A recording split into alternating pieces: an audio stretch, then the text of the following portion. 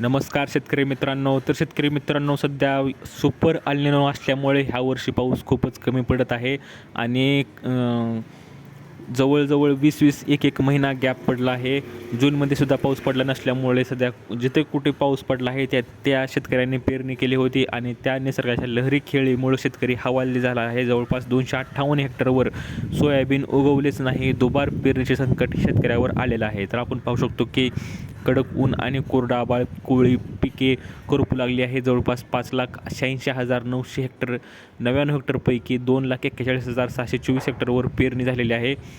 तर त्यात आपण पाहू शकतो आणि जे शेतकऱ्यांनी पेरणी केली होती त्याही शेतकऱ्यांना ह्या जवळजवळ कडक उन्हामुळे त्या पिकावर फटका बसत आहे आणि जे उगवलेले जे पिकं होती ते सुद्धा आता कोमेजून जळू लागलेले आहे. तर शेतकरी मित्रांनो, खूपच पाऊस आता जवळपास 21 तारखेपर्यंत पाऊस नाही असं स्पष्ट भारतीय हवामान खात्याने सांगितलेलं आहे. तर आपण पाहू शकतो की 20 जुलैपर्यंत पावसाचा अंदाज वर्तवलेला आहे. तर त्यात हवामान विभागाने 20 जुलैपासून जिल्ह्यात दमदार पावसाची शक्यता वर्तवली आहे. मात्र तोपर्यंत कडक उन्हातही करपून जाणारी पिके तग धरतील का, हाच मोठा प्रश्न आहे.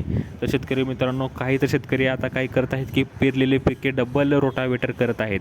तर अशा बातम्या येत आहेत शेतकरी मित्रांनो.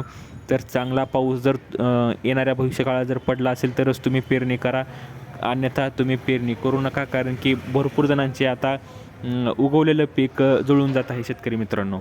तर अशीच अपडेट्स सर्व विभागात येत आहे, सर्व जिल्ह्यात येत आहे. तर तुमच्या भागात आणि तुमच्या शिवारात काय सध्या परिस्थिती आहे तर तुम्ही कमेंटमध्ये सांगू शकता.